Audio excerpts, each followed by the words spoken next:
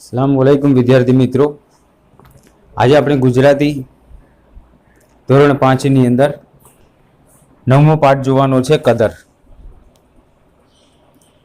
જેના લેખક છે દૌલત ભટ્ટ। પ્રસ્તુત લોક કથામાં નાયક વાલો કેસરીઓ કોઈ પણ જાતની ઓળખાણ વગર મદદ કરવાની ભાવના અને ઉદારતા પ્રગટ થાય છે।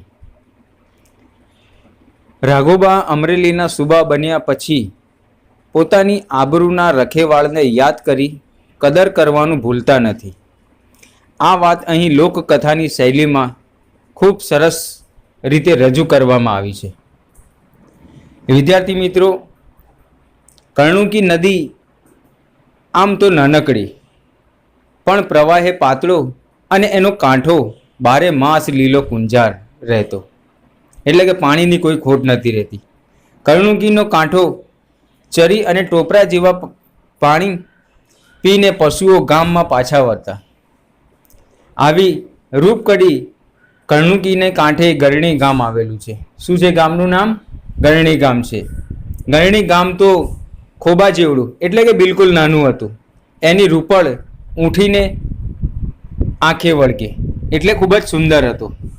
ગામમાં વસનારા માણસો ઓલડોલ, તેમાં સૌ કરતા સવાયો એક આદમી વાલો અને જાતનો ચારણ હતો। તેનો ધંધો ઘોડો વેચવાનો હતો અને લેવાનો। નાનપણથી જ એના ઘોડા સાથે ભારે હેતપ્રીત।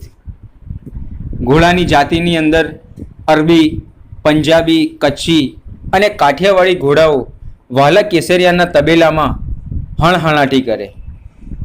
કઈ કઈ જાતના ઘોડા હતા વાલા કેસરિયા પાસે? તો કે અરબી, પંજાબી, કચ્છી અને કાઠિયાવાડી ઘોડાઓ વાલા કેસરિયાના તબેલામાં હણહણાટી કરે। આવો વાલો કેસરીયો એક દી વડોદરામાં જઈને ઊભો રહે છે। વિદ્યાર્થી મિત્રો, ક્યાં જઈને ઊભો રહે છે? વડોદરામાં જઈને ઊભો રહ્યો। મીટ માણતા જ મન ઠરી જાય એવા ઘોડા જોઈને સૌ રાજી રાજી થઈ ગયા હતા। 1000 રૂપિયાની વાસણી કેળે બાંધીને નીકળેલા કેસરિયાની વાસળીમાંથી વાટ ખર્ચીમાં 500 તો વપરાઈ ગયા હતા। એટલે રસ્તાની અંદર એના 500 રૂપિયા તો વપરાઈ ગયા હતા। એક પણ ઘોડો ખપતો નહોતો, એટલે કે એક પણ ઘોડો નહોતો વેચાતો। એની કિંમત સાંભળીને સૌ પાછા વળી જતા, કારણ કે વાલા કેસરિયાના ઘોડા શું હતા? મોંઘા હતા। આખરે કેસરિયાએ વડોદરાને શું કર્યું? રામ રામ કરીને એટલે કે એને છોડી દીધો અને ગરણી ભેગા થઈ જવાનો એણે નિર્ણય કર્યો। વડોદરા ઉપર ભગવાન સુરત દાદા તેજ પાથરવા માંડ્યા। જાતવંત 5 ઘોડાઓને દોરી વાલા કેસરિયાએ શું કર્યું?